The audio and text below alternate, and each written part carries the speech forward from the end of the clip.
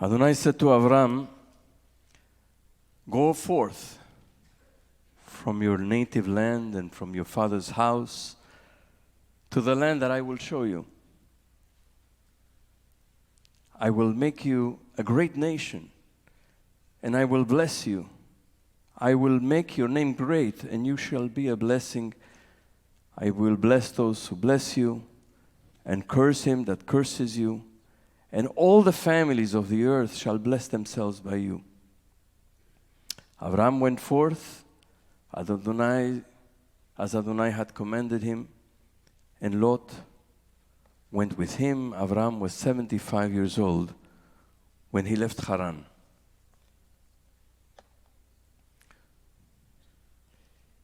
A number of months ago, Sally Gottesman, our beloved member and friend, gifted me a copy of the book Reading Genesis by the writer Marilyn Robinson. It was a signed copy she gave me. Marilyn Robinson is the author of Gilead and other extraordinary books, winner of many, many prizes. And I said to myself, I'm going to keep this book until we begin to read Genesis again, because Sally gave me the book in the spring, I believe. And I saved it and I started reading it just a couple of weeks ago as we started the reading of Bereshit again. And I discovered this book is written with so much grace, with great sensitivity to the text, and the writer reveals the wonder and the faith that the narrative holds. And she writes about this story of Abraham at the beginning of Parshat Lekh. The God of history sounds ebullient, full of that first joy, full of vast and generous intent that can only unfold over centuries of human time. Where do these words come from? The story of Avram from this moment forward makes much of the fact that for him, these words were not fulfilled, nor did they seem likely to be, even when at last he has been given his promised son. Avram has been told something directly by God, something unbelievable, and he believed it. I mean, if you look at the promise, it's an enormous promise. It's unbelievable, but he believed it. And very soon, Avram discovers that the line that connects God's promises to their fulfillment is neither short nor straight. Avram leaves his father's house and takes his family to Canaan. Perhaps when he arrived, he thought, well, God promised us, God led us here, this is it. This is our final destination. Here we are settling down permanently. This will be our land. But no sooner they arrive, the Torah tells us, there's a famine in the land. They have to leave for Egypt. Eventually, he and Sarah and their family, their retinue, return from Egypt to the land of Canaan. And Abraham becomes very, very wealthy and very successful. He even is victorious in battle, as we read in chapter 14. But he and Sarah have no children. So Abraham keeps wondering how the promise made by God, I will make you a great nation, will be fulfilled. If you turn to page 82,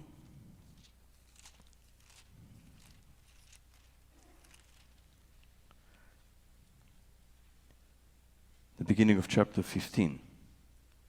Sometime later, the word of Adonai came to Avram in a vision. He said, "Fear not, Avram. I am a shield to you.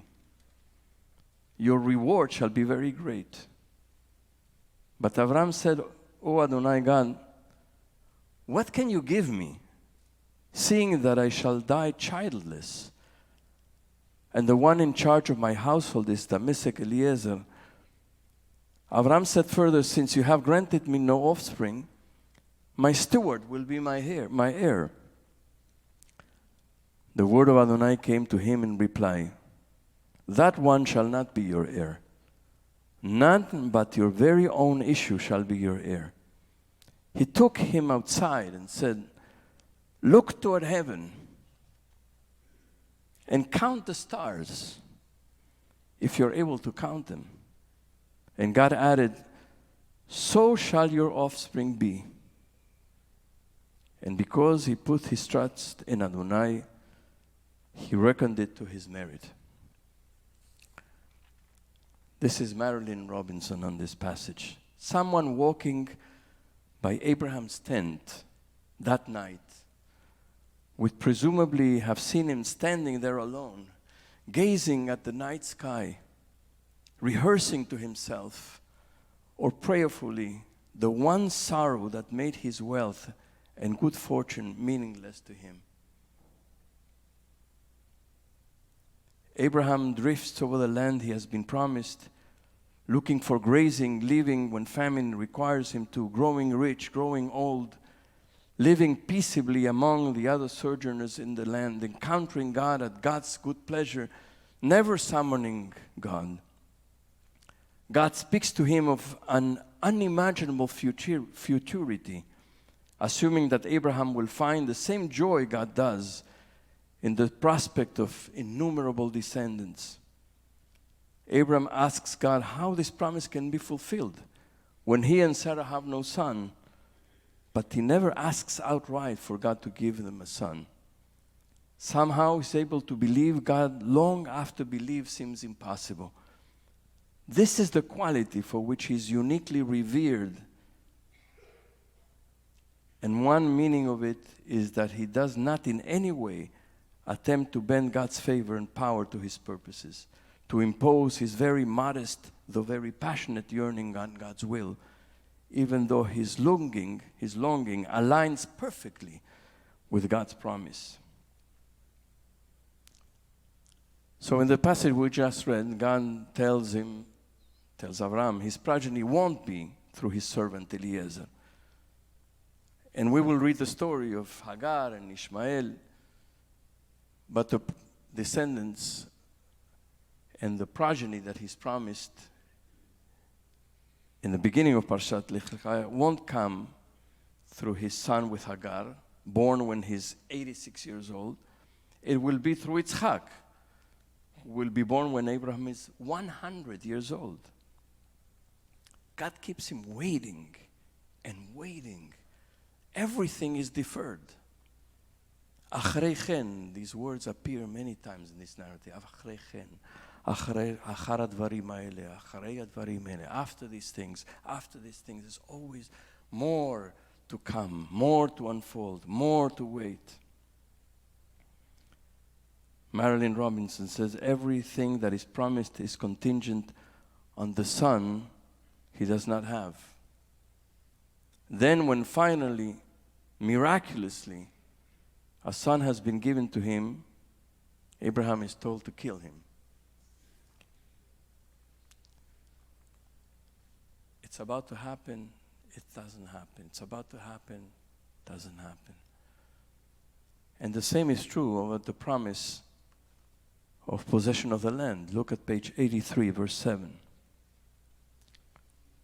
Then Adonai said to him, I am the Lord who brought you out from Ur of the Chaldeans to assign this land to you as a possession.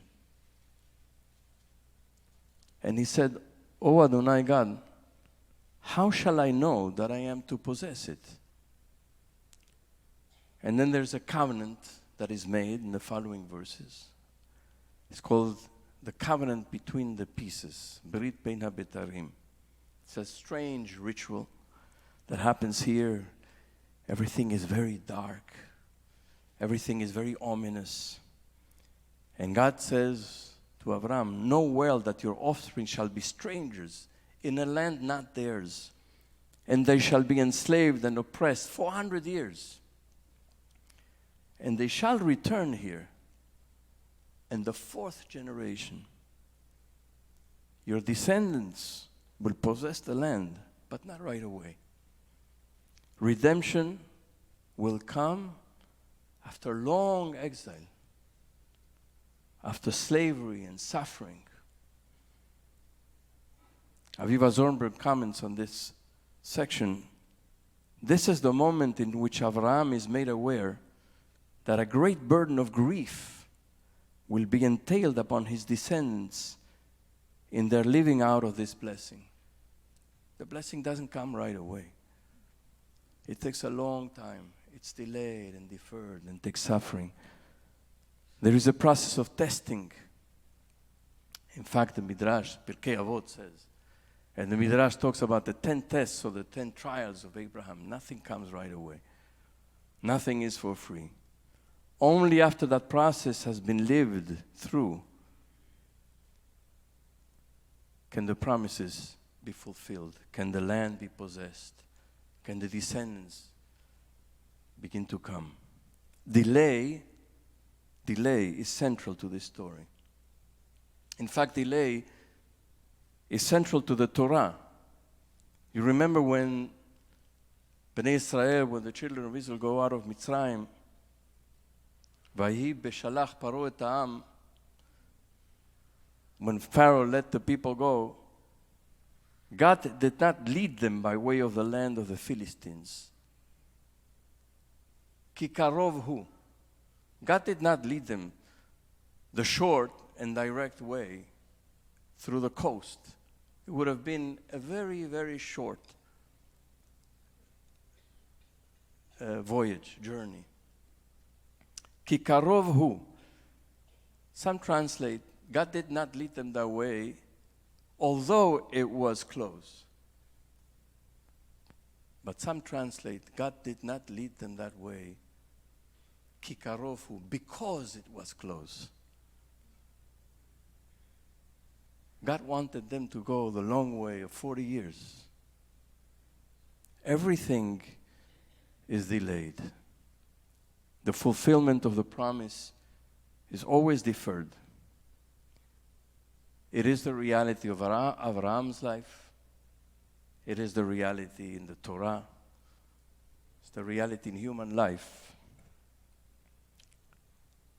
Sometimes we think the promises that were made are going to happen right away, or the expectations that we have are going to happen right away. And we discover it takes time. And sometimes the fulfillment never arrives. Abraham's story is about the circuitous. How do you pronounce that word? Circuitous. Some words are more difficult for us than others.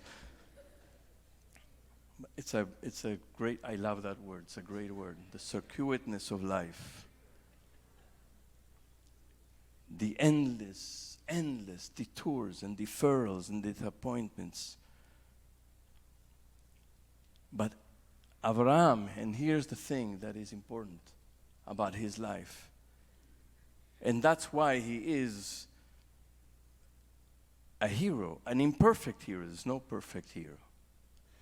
He's an imperfect hero, but this is the heroic part about him. Abraham, in spite of the fact that the promise is not fulfilled, that it's constantly deferred, remains in the longing, remains in the relationship. He has patience, and he's faithful. Longing, patience, and faith are really at the core of his being, and that's why we still read about him. Longing, patience, and faith. It's been a hard week for many of us. perhaps for most of us. We are disappointed, many of us, shocked. We met the news on early Wednesday morning with dismay. And I think many of us fear what's ahead. The uncertainty. We thought things were so close, and yet now we experience the sense of great deferral of the fulfillment of what we thought was near and at hand. We, like Abraham, realize that the line between where we are and where we wish we will be or could be is neither short nor direct. That it will take time. And so the question is whether we can remain actively in the longing. Actively. Longing actively means you continue to long and you help to make it happen. Whether we can have the patience and whether we can have the faith. It happened in Abraham's life, some of it. He saw the birth of Ishmael and then of Yitzchak. He didn't see what came after. He didn't see the fulfillment of the promise of the beginning of Lekha. He will make you a great nation and so on. He didn't see that. But he saw it in his mind or in his soul because of his faith. And the truth is, we all know that in the deferral, in the time that it will take us to get there, there's so much we have to learn. And so much we have to do. There's meaningless work to do, and there's very important things for us to learn. And I hope we can pray that we can stay the course, continue to long. Longing is good. It keeps you connected to the thing you want. And so to have the clarity to what is it that we want, to learn, to work, to long, to be patient, and to have faith. I want to end by inviting you to turn to page 83. There's a beautiful verse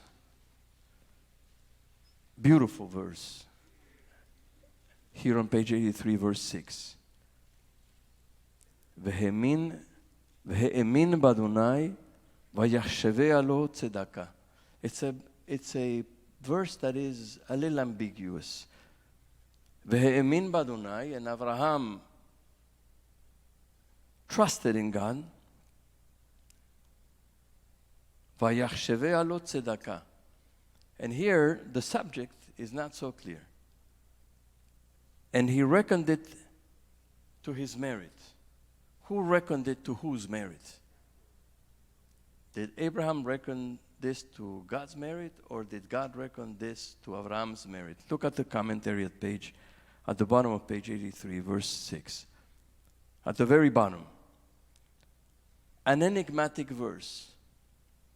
According to Moshe of Kobrin, this is a Hasidic master, Abraham felt that God had done him a favor, an act of tzedakah, by giving him the capacity to have faith, even when circumstances seemed bleak. Vayachshevea lo tzedakah. It was Abraham who reckoned this to God's merit, because God had given him the blessing of having faith, of trusting, even when circumstances seem bleak. Yaakov of Rakov, another Hasidic master, understands the verse to mean instead that God credited Abraham with an act of tzedakah, with an act of merit or righteousness, teaching people that there is a purpose to life, that life can be redeemed from futility. Or we might understand Abraham's putting his trust in God to mean that he gave God the benefit of the doubt, believing not only in God's existence, but in God's reliability, even when circumstances might have led him to think otherwise. The only thing we can do for God, the only thing for which God depends on us, is to hold on to our faith, even when things do not go our way. This is Abraham's and ours tzedakah, our favor to God. So to have faith, to trust, to know that we are doing this for God, the only thing for which God depends on us is to hold on to our faith, even when things do not go our way. Shabbat Shalom.